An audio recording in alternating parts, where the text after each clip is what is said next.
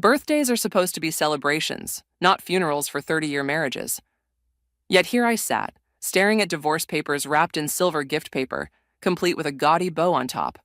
Frank always did have a twisted sense of humor. I'm Elsie, and my husband just told me he wants to start a new life.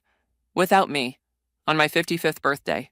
I think it's best if we handle this amicably, Frank said, his voice carrying that same measured tone he used when explaining complex engineering problems to clients. I've already spoken with my lawyer. He's drawn up a fair settlement. The restaurant buzzed around us, other diners laughing and clinking glasses. A waiter hovered nearby, probably wondering why the woman at table 12 was clutching unopened gift wrap like it might explode. Fair? The word tasted bitter. You ambush me at dinner and call this fair? Frank adjusted his collar, a nervous tic I'd noticed over 3 decades of marriage. I thought a public place would help keep things civil. Civil? I laughed, drawing stares from nearby tables. Like serving divorce papers for dessert? Lower your voice, Elsie. People are starting to stare. Let them. I pushed my chair back, the legs scraping against hardwood. 30 years, Frank. 30 years of cooking your meals, ironing your shirts, supporting your career. And this is how you thank me? He leaned forward, lowering his voice. I've given you everything you could want. A beautiful home, financial security. Everything except loyalty. The words shot out before I could stop them. His face tightened. This isn't about loyalty. We've grown apart. You must have noticed. Of course I'd noticed.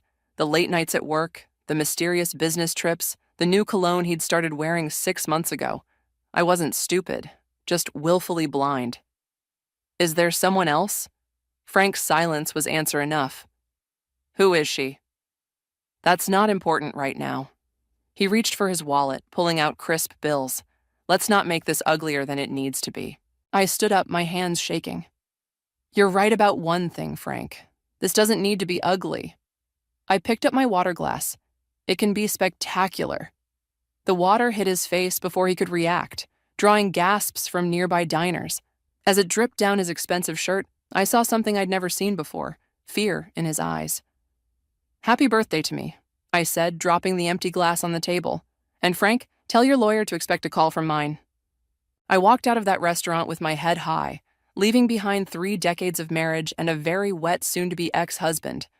My phone buzzed in my purse, probably Megan calling to wish me happy birthday. Our daughter didn't know yet. Nobody did. In the parking lot, my composure cracked. Tears burned my eyes as I fumbled with my car keys, but I refused to let them fall. Frank wanted amicable. He should have thought of that before gift-wrapping my heartbreak. The divorce papers sat in my passenger seat, that ridiculous bow mocking me. I started the engine, my mind already racing with questions. Where would I live? What would I tell our friends? How would Megan react? But beneath the fear and hurt, something else stirred, something that felt dangerously like revenge. Frank thought he could discard me like yesterday's newspaper, start fresh with whoever she was. He thought I'd roll over, take his fair settlement, and disappear quietly. He was about to learn just how wrong he was. I pulled out of the parking lot, leaving behind the restaurant where my marriage ended. Ahead lay uncertainty, fear, and pain, but also possibility. And perhaps, just perhaps, the sweet taste of justice. Happy birthday to me, indeed. Megan's face twisted with rage as she paced my kitchen, her heels clicking against the tile like angry punctuation marks.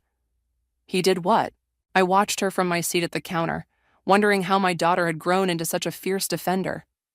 The divorce papers lay between us, that gaudy bow now crushed and forgotten. Your father thinks he's being generous, I said, tracing the rim of my coffee mug. He's offering me the house. The house you both own? How magnanimous of him. Megan stopped pacing, her marketing executive persona slipping into place. What about his pension, the investments, the vacation property? According to these papers, those stay with him, for his retirement plans. His retirement plans? Megan's laugh could have cut glass.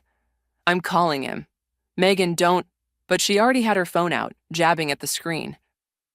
The call connected on speaker, Frank's voice filling the kitchen. Megan, I'm in a meeting. Cancel it. We need to talk about what you did to Mom. A heavy sigh crackled through the speaker. Your mother and I are handling this like adults. I'd appreciate if you'd stay out of it. Stay out of it? Megan's knuckles whitened around the phone. You served her divorce papers on her birthday, in a restaurant. It was a controlled environment. It was cruel, Dad. And the settlement, it's insulting. The settlement is more than fair. His voice took on that condescending tone I'd grown to hate. Your mother hasn't worked in 30 years. The house gives her security. The house gives you an easy out, Megan snapped. What about the money you've been moving around lately? Those new accounts Mom doesn't know about? The silence that followed was deafening. I straightened in my chair, watching my daughter's face carefully. What accounts? Lucas noticed some irregularities when he was helping you with your taxes last month, Megan said, her eyes locked on the phone. Want to explain those, Dad? Your husband had no right to go through my personal finances. Frank's voice had lost its patronizing edge, replaced by something sharper. And you have no right to interfere in matters between your mother and me. Someone needs to look out for her interests, since you clearly aren't. I'm done discussing this. The line went dead. Megan set the phone down carefully, too carefully. Mom, there's something you need to know. Lucas found... Not yet. I stood up, surprising myself with how steady my voice was. First, I need a lawyer. Then we can talk about what Lucas found. I have a name, someone who specializes in high-conflict divorces. She pulled out a business card, sliding it across the counter. She's expensive, but she's the best. I picked up the card, running my thumb over the embossed letters. Your father will be furious if I challenge the settlement. Good. Megan's smile was all teeth. Let him be furious. Let him see what happens when he underestimates you. Looking at my daughter, I saw myself at her age, fierce, determined, ready to take on the world. Somewhere along the way, I'd lost that fire. Or maybe I'd just buried it under years of compromise and careful peacekeeping. There's something else, Megan said, her expression softening. Lucas and I want you to stay with us until this is sorted out. The guest room's already made up. I couldn't impose. It's not imposing. It's family. She reached across the counter, squeezing my hand. Besides, it'll drive Dad crazy knowing you're not sitting at home waiting for his next move. For the first time since that disastrous birthday dinner, I felt something like hope. Frank thought he had me cornered, relegated to the role of discarded wife, accepting whatever scraps he deigned to offer. He'd forgotten who I was before I became Mrs. Frank Anderson. Time to remind him. I picked up the divorce papers, noting how my hands no longer shook. Call the lawyer, set up a meeting. I met Megan's gaze, seeing my own determination reflected back. Let's show your father what happens when he mistakes kindness for weakness. The photograph landed on my lawyer's desk with the weight of a bomb. Lucas had found it buried in Frank's cloud storage. My husband and a woman I didn't recognize, intimately entangled at what looked like a hotel bar. The date stamp showed 3 months ago, during what Frank had called a critical business conference in Phoenix. Her name is Grace Matthews, Lucas said, his usual calm demeanor tinged with disgust. She was a consultant at Frank's company before he retired, 35 years old. The age hit me like a physical blow, 20 years younger than me. I stared at her glossy, dark hair, her perfectly manicured hands on my husband's arm, the way she looked at him like he was her future. There's more, Megan added, pulling out her tablet. She's been appointed to 3 different tech company boards in the last 6 months, companies Frank had connections with. My lawyer, Catherine Walsh, studied the information with sharp eyes. And the accounts you mentioned? Lucas pulled up several spreadsheets. Frank's been moving significant amounts into offshore accounts. Started about 8 months ago, right around when Grace Matthews began her meteoric rise in the industry. He's been planning this, I said, my voice hollow.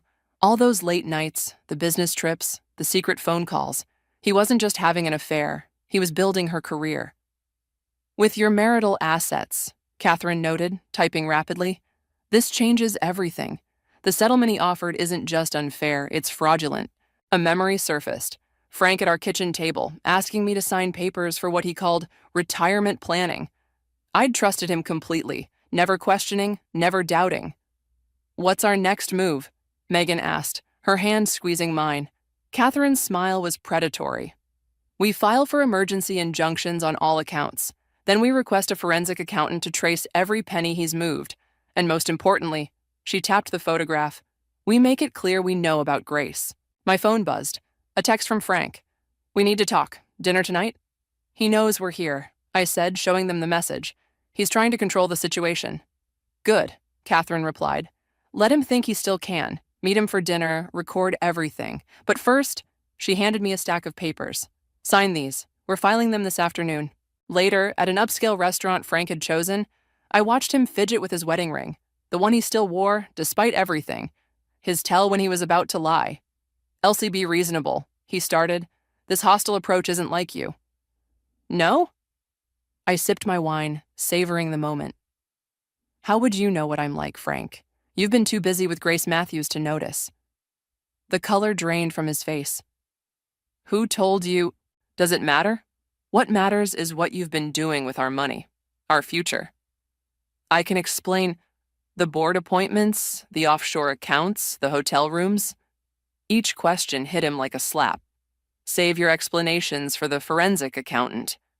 He leaned forward, voice dropping to a harsh whisper. You're making a mistake. I offered you a clean break, a comfortable life.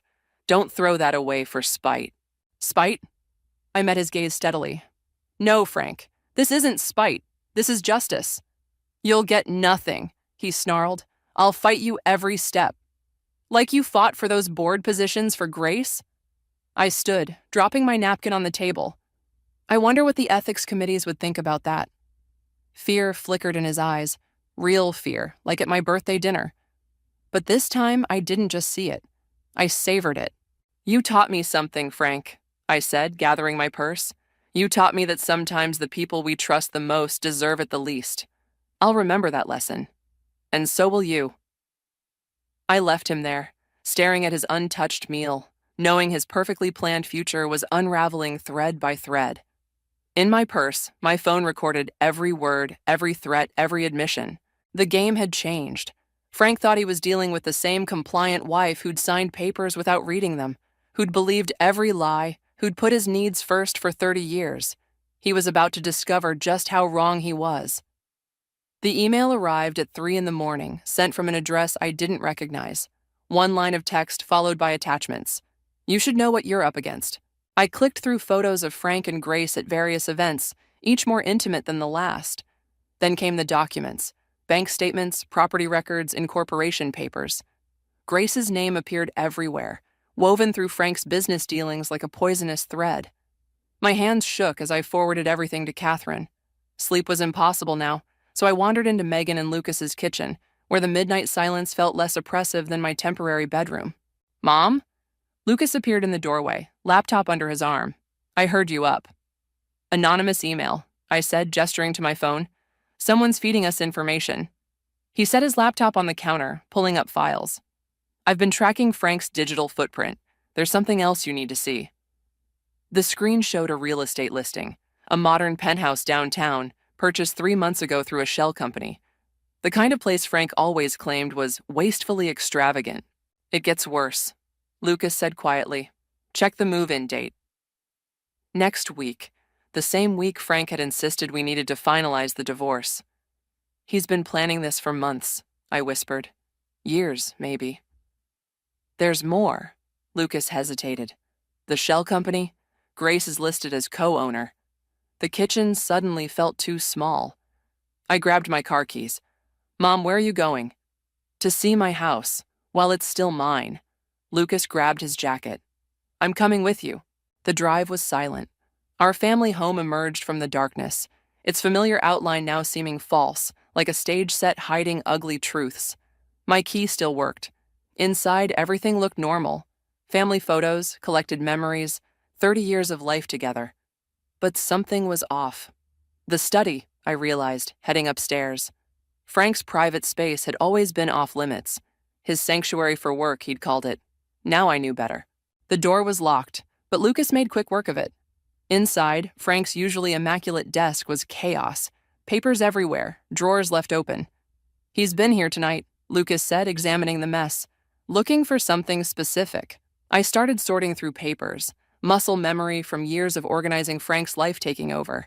Bank statements, investment records, a half-empty bottle of expensive scotch I'd never seen before. Then I found it. Buried under tax forms, a handwritten letter from Grace. Frank, everything's ready. The boards are secured, the accounts are clean. After the divorce, we'll have full control. She'll never know how long we've been planning this. All your careful grooming of me is about to pay off. The words blurred. I sat heavily in Frank's chair, the leather still warm from his recent presence. Mom? Lucas's voice seemed far away. He didn't just betray me, I said, my voice strange to my own ears. He used me. All those years I supported him, managed his life, helped him climb the corporate ladder. I was just a stepping stone. Lucas gathered the papers quickly, taking photos with his phone. This is evidence. Catherine can use this. No. I stood up, something cold and clear crystallizing in my chest. Not yet. Frank's looking for these papers for a reason. They're valuable to him. What are you thinking? I'm thinking it's time to stop playing defense. I picked up Frank's scotch bottle, studying it. He taught Grace everything she knows about business, but he taught me everything about him. A car door slammed outside. Headlights swept across the windows. He's back, Lucas whispered. I grabbed the letters and key documents, leaving the rest scattered. Good. Let him wonder what's missing. Let him worry about what I know. We slipped out the back door as Frank's key turned in the front lock. In the car, Lucas looked at me with concern. Are you okay? I watched my house, Frank's house, disappear in the rearview mirror. No, but I will be.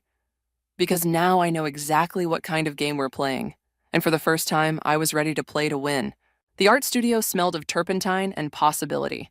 Megan had insisted I take these classes, claiming I needed something for myself.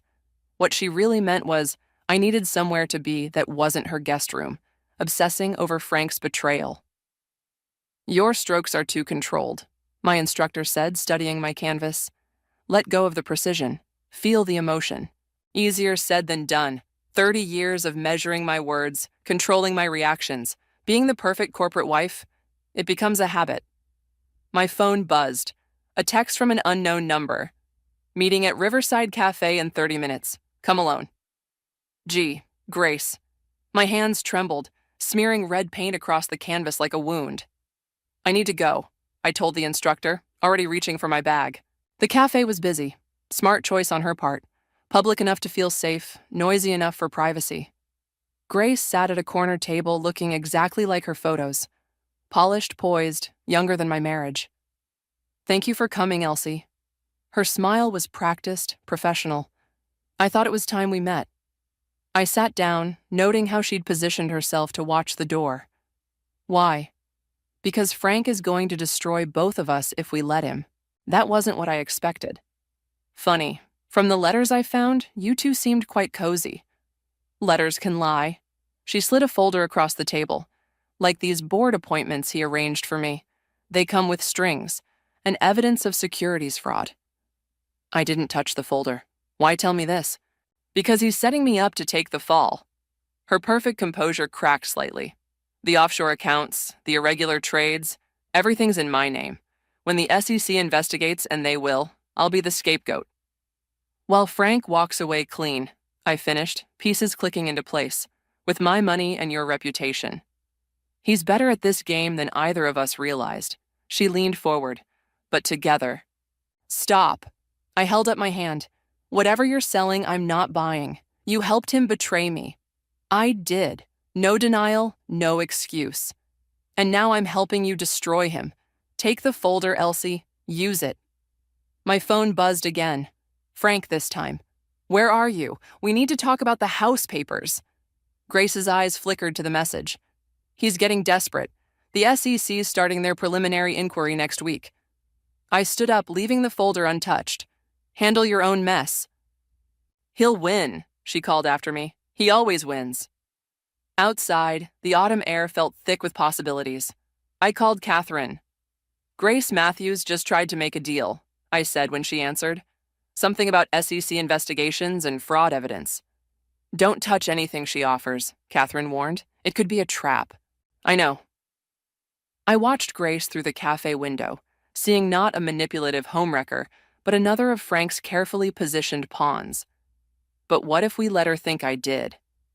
That evening, at my art class's open studio hours, I stood before a fresh canvas. The instructor's words echoed, "Let go of the precision. Feel the emotion." I thought of Frank's betrayal, of Grace's desperation, of 30 years reduced to legal documents and hidden accounts. My brush moved without conscious thought, spreading dark colors across white space.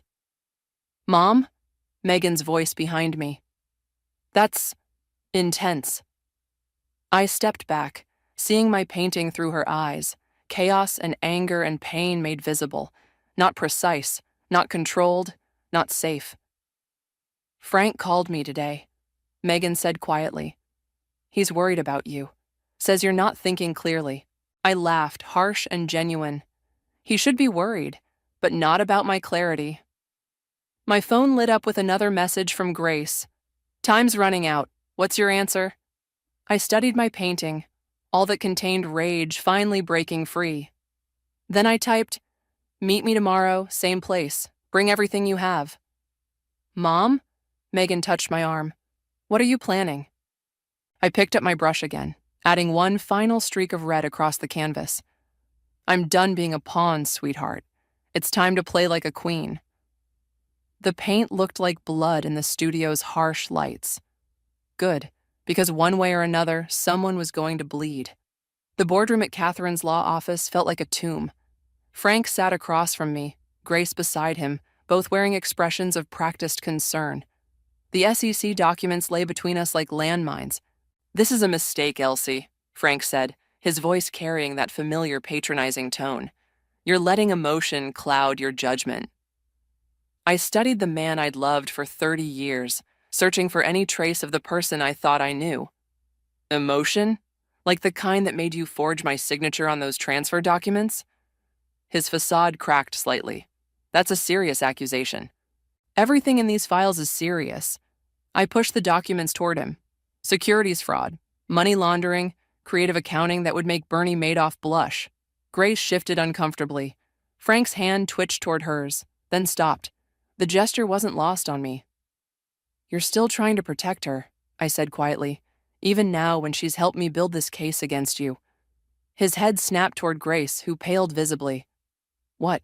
"Don't act surprised, Frank." My voice stayed steady, though my hands shook under the table. "Did you really think she'd take the fall for you? That she'd sacrifice herself for love? Grace?" His voice held a dangerous edge.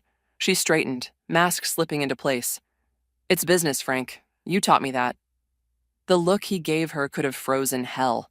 Then he smiled, that same smile he'd worn when serving me divorce papers on my birthday. "Interesting play," he said, standing. "But you've overlooked something crucial." He pulled out his phone, tapped briefly, then set it on the table. "Check your email, Catherine." My lawyer frowned, opening her laptop. Her sharp intake of breath made my stomach drop.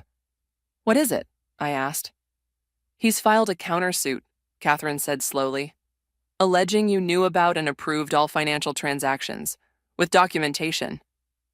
"Impossible." "The renovation contracts," Frank cut in smoothly. "The charity board minutes. All those papers you signed without reading, trusting your loving husband to handle the details." His smile widened. "Your signature's on everything, darling.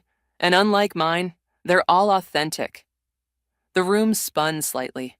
All those years of blind trust, of signing whatever he put in front of me, of playing the supportive wife.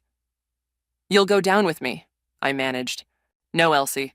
I'll weather this storm with my young, naive protégé who was led astray by my manipulative, soon-to-be ex-wife." He gathered his papers carefully. "The board members know me. They'll believe what's easier to accept, that a bitter woman is seeking revenge, not that their trusted colleague orchestrated fraud." Grace sat frozen, her ambitious future crumbling visibly. "You're bluffing," I whispered. "Try me." He headed for the door, then paused. "Oh, and Elsie? The art studio called.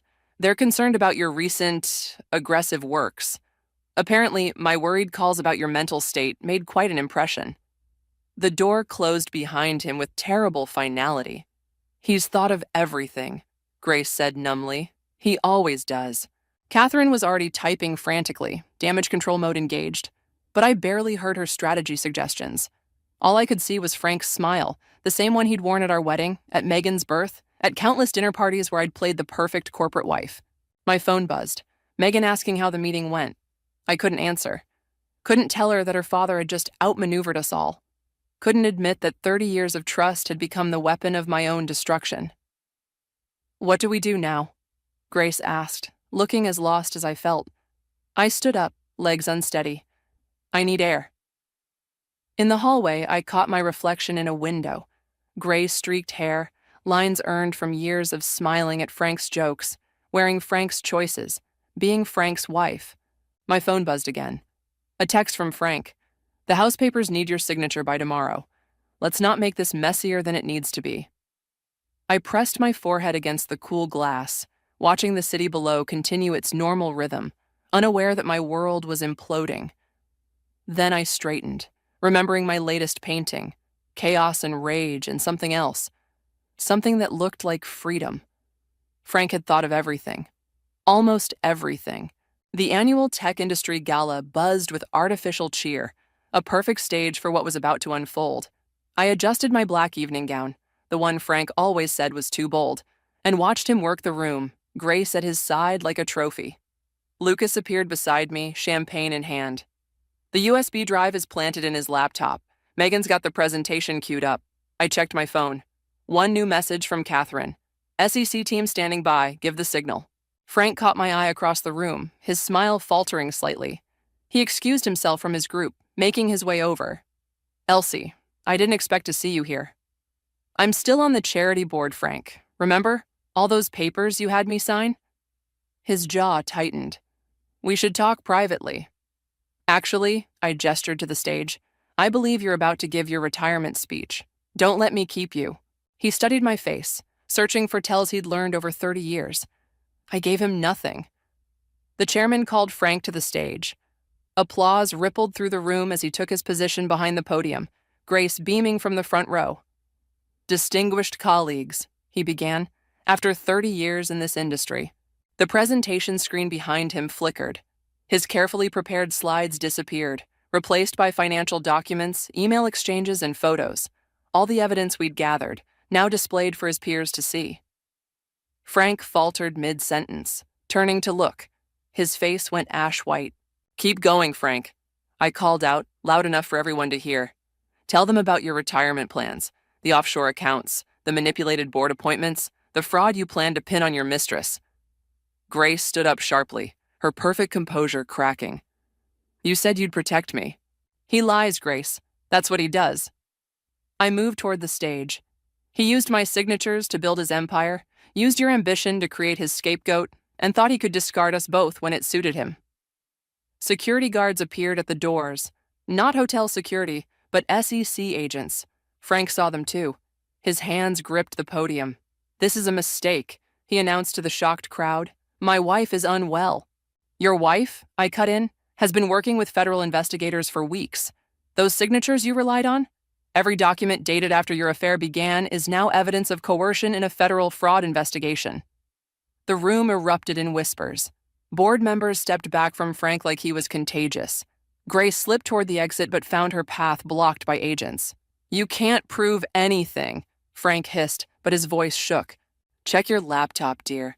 The one you use for private trading. It's amazing what a forensic accountant can find with full access." His eyes widened. Finally, he understood. "You taught me well, Frank. All those years watching you manipulate people, watching you build your house of cards." I smiled, his smile, the one he'd worn while serving me divorce papers. "I learned." The SEC agents moved in. Grace was already in tears, spilling everything to save herself. Board members huddled with their lawyers, and Frank stood frozen, watching 30 years of careful planning collapse. "The house papers," he said quietly as agents approached the stage. "You never signed them." "No, I didn't." I removed my wedding ring, placing it on the podium. "Consider it my retirement gift to you."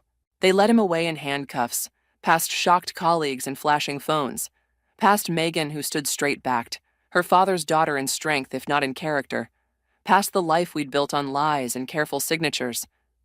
In the chaos, Lucas touched my arm. You okay? I watched Frank disappear through the doors, shoulders slumped, no longer the giant who had dominated my life. I thought this would feel more like victory. Maybe it's not about winning, he said quietly. Maybe it's about surviving. My phone buzzed, Catherine confirming that everything was proceeding as planned. The legal machinery would grind forward, justice would be served, and I was free. The taste wasn't exactly sweet, but it wasn't bitter either. It tasted like truth, like strength, like tomorrow. The gallery hummed with opening night energy as visitors moved between my paintings. Each canvas told a piece of my story, rage, betrayal, rebirth, though the patrons saw only abstract emotion in bold strokes. The series is called Signatures, I heard the curator explain to a group. Each piece explores themes of identity and power.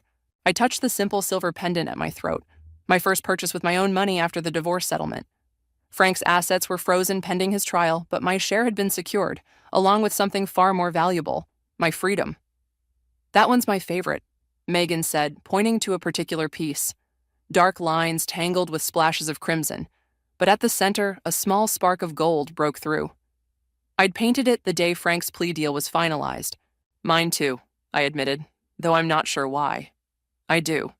She squeezed my hand. It's the first one where you let the light in. A commotion near the entrance drew our attention. Grace stood there, looking less polished than during her testimony that had helped convict Frank. She spotted me and moved forward, ignoring the curious stares.